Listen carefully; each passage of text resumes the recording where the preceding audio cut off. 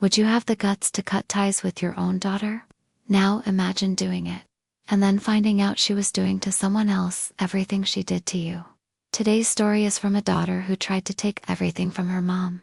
And honestly, a lot of us would have reacted the same way. So after the video, drop a comment. Would you have done what this mom did? My name is Marsha Turner. I'm 45 and I live in Santa Monica, California. I'll try to keep my story as short as possible. I was widowed at 39. My husband died in a car crash in the middle of the night on his way home from work. He managed logistics for a trucking company, and that night he left way too late. A semi ran the light and took his car like it was paper. When I first got the news, I thought someone was messing with me. It wasn't a joke. At the time, my daughter Isabella was 14. She was smart, full of life, but super close to her dad. They always clicked more than she and I did. I didn't mind, I just wanted her to be okay. But after he died, everything fell apart. I stopped taking care of myself. I had no desire to live. I got up because I had to look after her. Otherwise, I lived on autopilot. I'd go days without showering. My hair was always shoved into a messy bun. I ate whatever. I cried alone in the bathroom. The house turned into a wreck. I had no energy for anything, Isabella snapped. She started blaming me for her dad's death. She'd say that if I'd pushed him to sleep at the office that night, he'd still be alive. She even screamed in my face that I was useless, that I was good for nothing. And part of me believed her, because I felt dead inside too. We fought almost every day. Yelling, slammed doors, mean things said. She'd disappear for hours and sometimes come back drunk. Once she showed up with a black eye. I asked what happened and she told me to shut up. I tried to set rules, but she ignored me. When I tried to be strict, she'd remind me I was a failure who couldn't even keep her own life together. I didn't have the backbone to be firm with her, and I felt incapable of being that mom. I excused her behavior because of her dad's early death, and told myself it would get better with time. For a while I even thought about ending it. I wrote a letter, but something held me back. Maybe a scrap of maternal instinct, or maybe plain cowardice, I don't know. I just know I stayed alive, barely breathing, not really living. That was when I met Robert. I was at the grocery store, looking like a mess, when he helped me pick up a can that fell off the shelf. He was different. He looked at me like he actually saw me. We chatted for a minute, and he insisted on carrying my bags to the car. We exchanged numbers. At first I thought he felt sorry for me, but he started texting every day. He told me I was strong, that I had pretty eyes, even with all the pain showing through. Little by little I started to fight back. I began showering every day, brushing my hair and getting myself together. One thing led to another and he asked if he could come over. I was so nervous, I felt like a kid again. He came, brought flowers for me and for my daughter, asked if I was hungry. I said yes, and then he ordered a pizza. I never imagined I could start over with someone. After that day, there were more days, more get-togethers. Isabella hated Robert from the start. She said he was way too young for me. He was 35 then, and that he only wanted to take advantage of me. She called me ridiculous for putting myself out there after everything. She did everything to push my buttons. One day he came by to help me with a few things, and before he left she walked in. As he passed through the living room, she spat on the floor. I asked for respect, and she just smirked at me. Said he wasn't her dad and never would be. The atmosphere got unbearable. But I was tired of living like I was dead. I liked him. For the first time in years, someone made me feel alive, and I wasn't about to give that up, not again. What I didn't know was that behind all that anger, Isabella was plotting something that would ruin my life again. Only this time it wouldn't be an accident. It would be on purpose. Robert started coming around more. At first it was just weekends. Then he began staying over once or twice a week. I was happy. For the first time in a long time, I felt like I had company.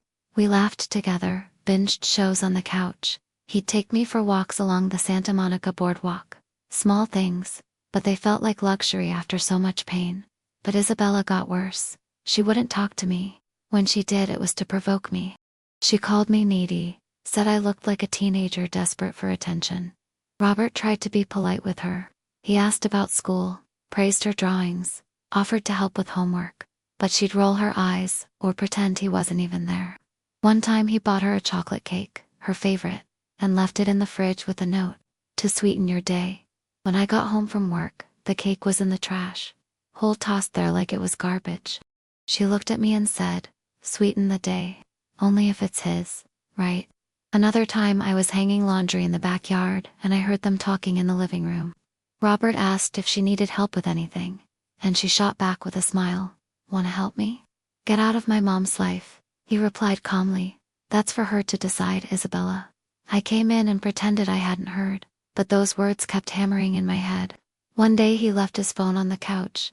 While he was in the shower, I saw Isabella grab it, glance at me, and head straight into her room. I followed her and I asked what she was doing. She said she was just checking the time, but I saw the screen unlocked. She had opened his WhatsApp. I lost it.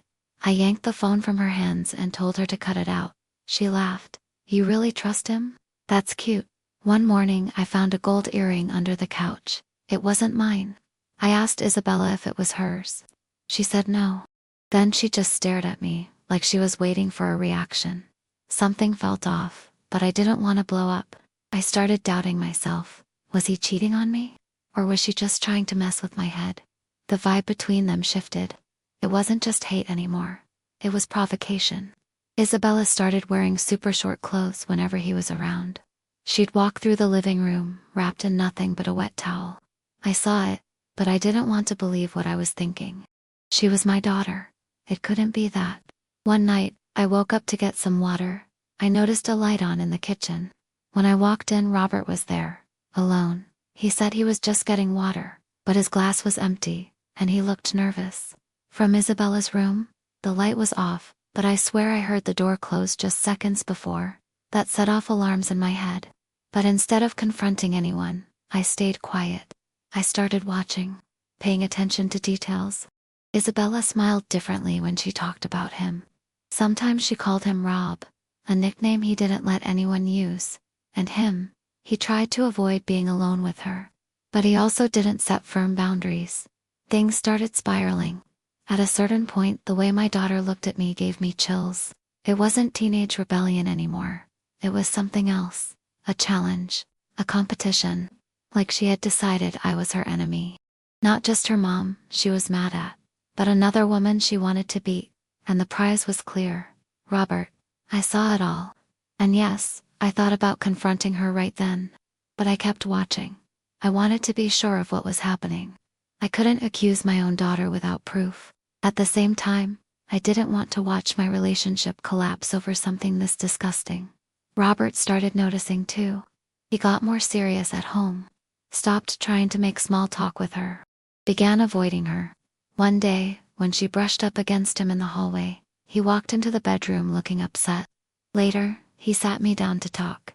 He didn't sugarcoat it. He said Isabella had been trying to seduce him.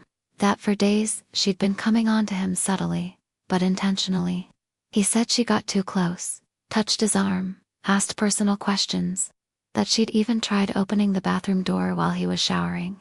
I was stunned, angry, but not at him, at my daughter. Everything he said made sense. I'd seen pieces of it and refused to put the puzzle together. Now it all fit. I asked him if he'd done anything, and he looked offended. He said he would never touch her, that the whole thing disgusted him, that he felt awkward in my house. He told me he was telling me because it was becoming unbearable, and he didn't want it to destroy what we had. He was honest, firm, unafraid.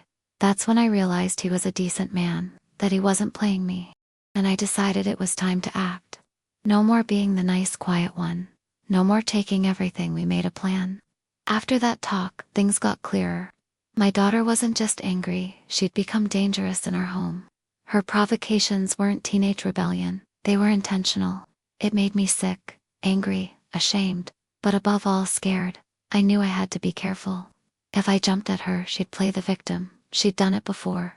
She'd always throw in my face that I was an absent mother, that I chose Robert over her.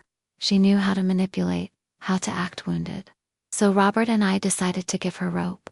Let her hang herself. We started pretending not to see. He went back to polite good mornings.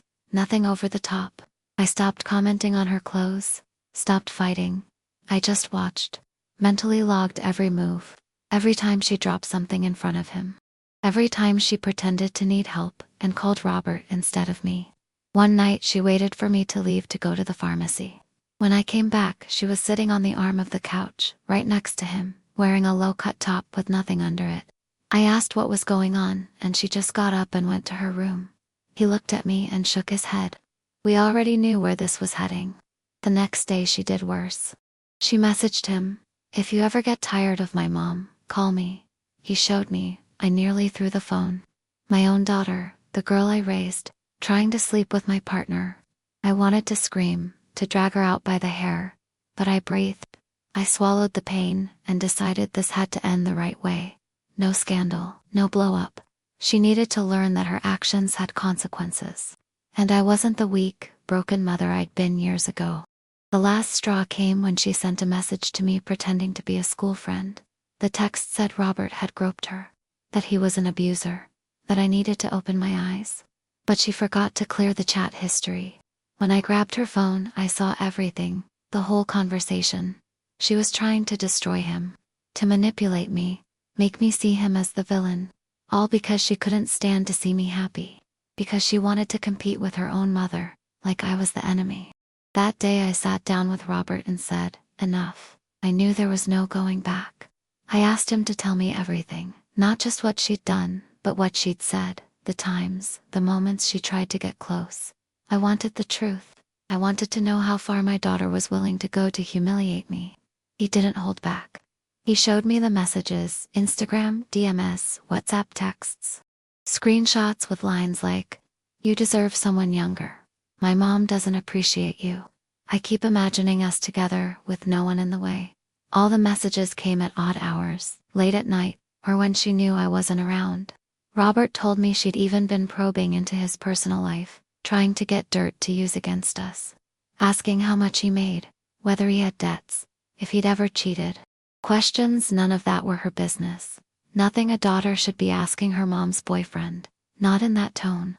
Worst of all, he said she tried to film him coming out of the bathroom with a hidden phone. My daughter was trying to set him up. She wanted a scandal. She wanted him jailed, or at least booted out of my life. She didn't expect him to have the guts to tell me everything. After hearing it all, I had no doubt he was an honest man. Any other guy would have run, or taken advantage, or shut up out of fear. But he didn't. He stood up like a man. When I got up from the table, I was calmer than I thought I could be. I didn't cry. I just thought, she's leaving this house. Not the dramatic exit she'd love. She'll leave quietly, out the front door. The next day I called her in to talk, just the two of us. Robert stayed in the bedroom. I didn't raise my voice. I didn't cry. I didn't make a scene. I sat across from her, looked her in the eye, and said in the firmest voice I had, "Isabella, I know what you're trying to do. I know about the messages. I know about the attempts. I know about the traps, everything." She widened her eyes but said nothing, just stared at me like she was surprised. I continued, "You can fool other people, but you can't fool me anymore. And from now on, the rules change. You're 18. You live here because I allow it.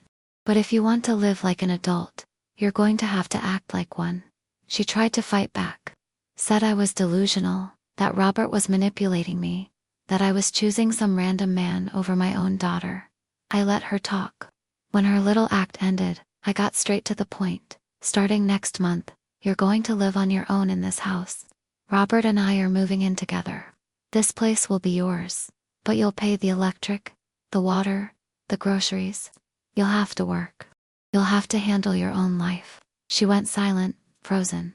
For the first time, she had no words. "And one more thing," I added.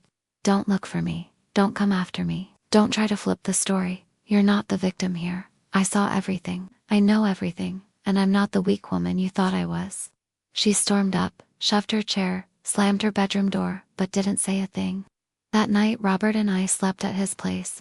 When I came back and called her to talk, she refused. But by then she had no choice. I put a full stop on that situation, and she was going to start seeing the consequences of what she planted. I told her Robert and I were moving in together, and that the house would be hers, not for free. She'd have to get a job, pay bills, buy food, clean, deal with everything. She was an adult. The least she could do after trying to ruin other people's lives was take responsibility for her own. She listened in silence, didn't defend herself, didn't apologize, didn't show remorse, just sat there, full of anger. From that point on, our relationship was over. I made it clear there was no room for reconciliation. The bond between mother and daughter, broken by her own hand, was cut. In the days after, Isabella wouldn't speak to me or even look at me. She paced around with a sour face, like the world had done something to her. But the world hadn't, she had. And now she was reaping what she sowed. She didn't look for a job, didn't clean the house, didn't pay a thing. Spent all day on the couch with her phone. I saw it, but I said nothing.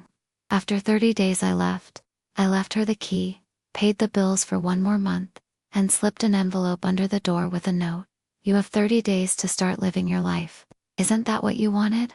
I left, but I didn't cut her off completely. I just made it clear I didn't expect contact.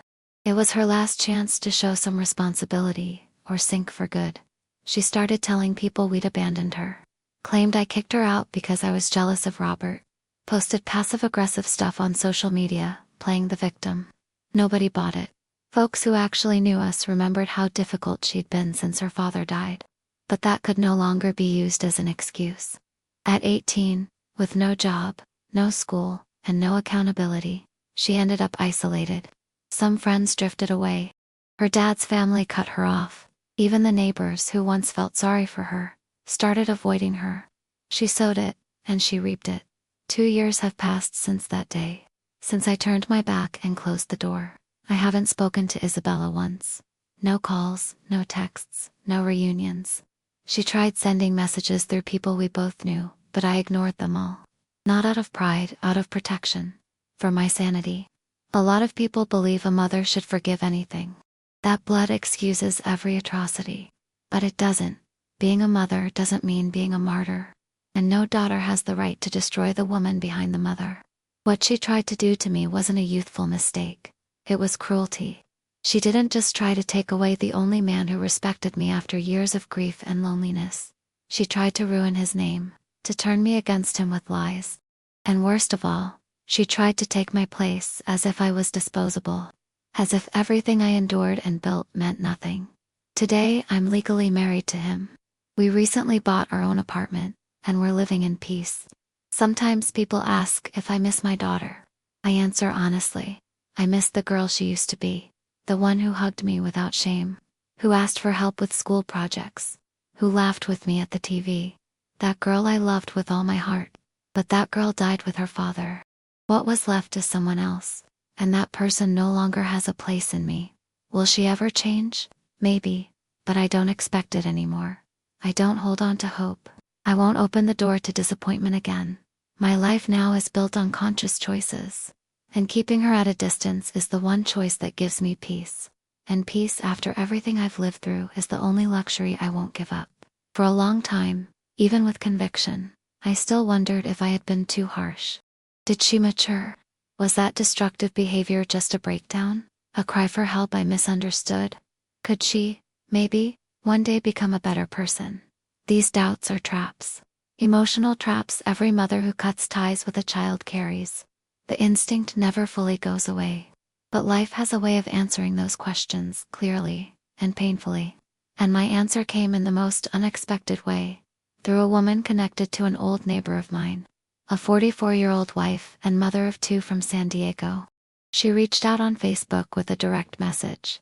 Sorry to bother you, but I need to tell you something about Isabella. I opened her profile. It was real. I read the message slowly, and every line felt like another knife in my chest. She started by telling me she'd found out her husband, a 51-year-old man who owned a small maintenance company, was having an affair with a younger woman. She'd caught the messages, the photos, the calls. She'd even gotten the name of the mistress. It was Isabella, my daughter. But what broke me the most was the pattern. She wasn't just having an affair. She was doing the exact same thing she'd tried to do to me. Sliding into another woman's life, chasing an older man, and trying to take the wife's place.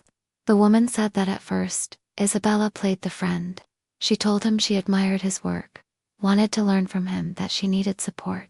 Then came the casual touches, the late night texts, the excuses to be alone. Until eventually, she was literally, in their house, in their bed, in their life. And it didn't stop there. She even taunted the wife directly, sending messages like, if he was happy with you, he wouldn't be with me, or I'm younger, prettier, and more willing. So no, she hadn't learned a thing. She hadn't changed. And worst of all, she had never regretted what she did to me. She just carried that behavior forward. Now another woman was the victim. Another family destroyed because of my daughter's cruelty. In that moment, I went silent. I didn't feel pity. What I felt was rage, and then relief. Because right there, any trace of guilt still eating away at me finally disappeared. I wasn't too harsh. I was right. My daughter isn't lost. This is who she is. What she did to me wasn't a phase, it was character.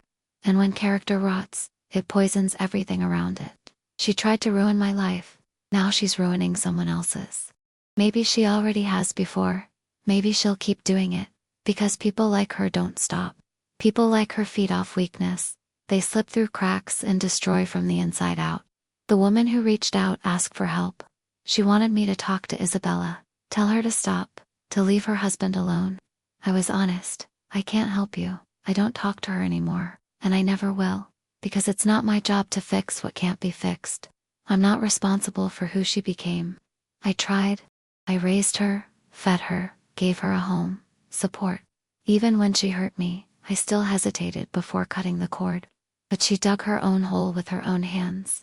She chose this path, and now she has to carry its weight. Today I carry no guilt. I carry conviction. Conviction that I did the right thing by walking away. Conviction that I saved my mental health, my relationship, my life. Conviction that being a mother doesn't mean being an emotional slave to someone who secretly hates you. I don't wish Isabella harm, but I want her far away. Because close by, she's poison. A ticking time bomb, a threat. What I want now is distance, silence, and peace. If she keeps going like this, she's going to end up alone, rejected, without credibility, without ties, without love. She'll collect married lovers and shallow friends. She'll keep trying to be someone she isn't. She'll keep competing with women who just want to live in peace, until someone destroys her back.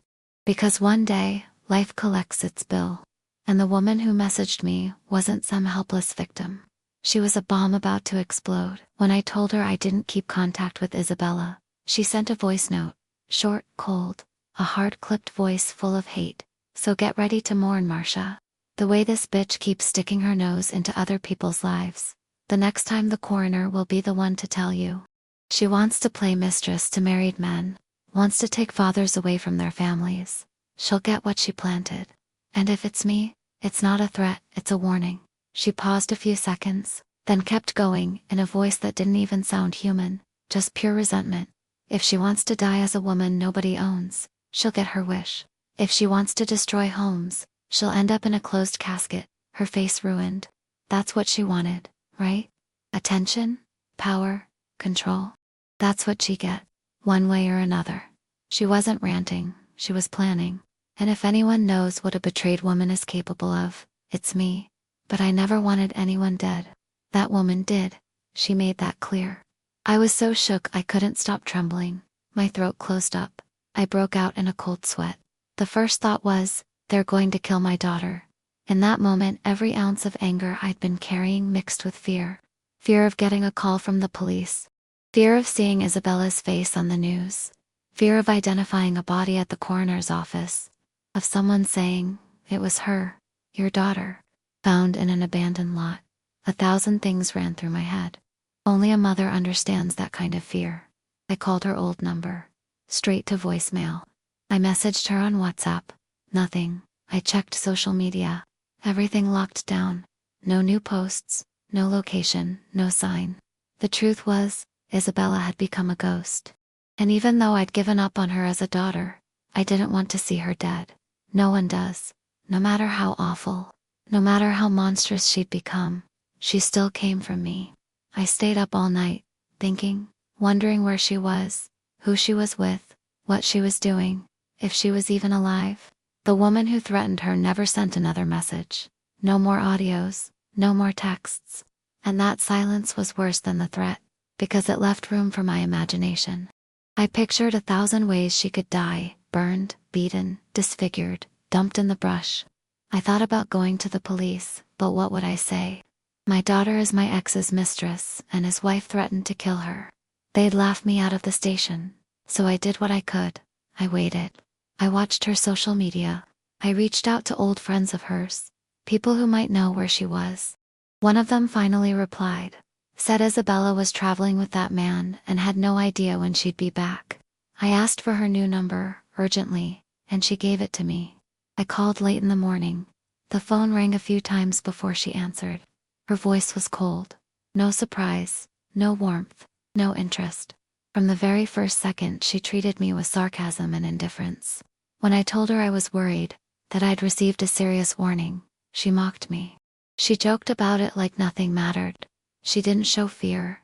She didn't show responsibility. She just said she was living her own life and made it clear she didn't care about my opinion. When I tried to tell her I just wanted to make sure she was safe, she turned it back on me, blamed me, told me to move on with my life and leave her alone. Then she hung up in my face. I didn't call back. I didn't send another message. I didn't ask anyone else. That one conversation was all the confirmation I needed. Isabella hadn't changed. She was still the same contempt, the same arrogance, the same coldness, and above all, still making destructive choices without caring about the consequences. From that day on, I never heard from her again. No updates, no messages, no word. I don't know where she lives, who she's with, or if she's even still alive. Maybe she's fine. Maybe she's already paid the price for the choices she made. I don't know, and today, I don't care anymore. She chose this path, and now she lives in it, alone. Not as punishment but as consequence. The cut I made wasn't just necessary, it was final. There's no daughter anymore. No bond, just distance. And that's how it will stay. If you're a mother and you feel guilty for even thinking about stepping back from your daughter, listen closely. I am a mother. I was dedicated, protective, present, even in the worst days. I endured insults, coldness, and contempt. I was betrayed, manipulated, and nearly destroyed emotionally by the very person I brought into this world. My daughter tried to seduce my partner, tried to tear us apart with lies, set up situations to pit him against me. When confronted, she played the victim. When exposed, she ran from responsibility. And when she had the chance to change, she chose instead to repeat the same behavior with another man, another woman, another family wrecked. Today she's an adult, living far away, no job, living as the mistress of a married man, threatened by his wife. She mocked me when I tried to help. She rejected me, hung up on me, and never gave me another sign of life. So I'm here to tell you what nobody likes to say out loud. Not every daughter deserves your love. Not every daughter deserves your forgiveness. Not every daughter deserves your presence. There comes a point where you have to save yourself. And to do that, you need to accept a hard truth. Blood ties don't obligate you to accept humiliation. You don't owe loyalty to anyone who destroys your peace. Not even your daughter has the right to use you as the target of her anger. A mother's love is not supposed to be a lifetime contract for suffering. If your daughter lies, manipulates, threatens, repeats toxic patterns, and refuses help, she's not looking for salvation, she's looking for control. And if you allow it, you'll lose your sanity trying to save someone who doesn't want to be saved. My daughter lost me, not because I abandoned her, but because she pushed me to the edge. And when I got there, she chose to keep digging, alone. Don't be afraid to say enough. Don't be afraid to walk away. And most of all, don't feel guilty for protecting yourself. Sometimes loving from a distance is the only way to survive. That's my warning. Let it be a wake-up call for anyone who still believes every daughter is a piece of you. Not always. And when she stops being that, it's you who needs protection. There comes a point when pain gives way to certainty, and with certainty comes silence. Not the silence of peace, but the silence of acceptance. Marsha's story isn't about bitterness. It's about awakening. After everything she went through, widowhood, grief, emotional abandonment, betrayal by her daughter, manipulation, sabotage of her relationship, Marsha tried to move forward. She cut ties. She chose her mental health. But like any mother, she still carried that question. Was I too harsh?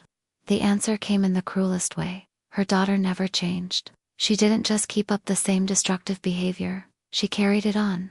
Now with new victims, new marriages, other women's lives torn apart. And the cycle repeated. Not out of immaturity, but out of choice. Because this wasn't a phase, it was character. The daughter who once tried to steal her mother's place in her bed, was now trying to steal other women's places in their homes. And when confronted, she answered with mockery, contempt, and indifference. She didn't just take the wrong path, she trampled anyone who tried to warn her. Marcia gave her one last chance. Not out of regret, but out of instinct.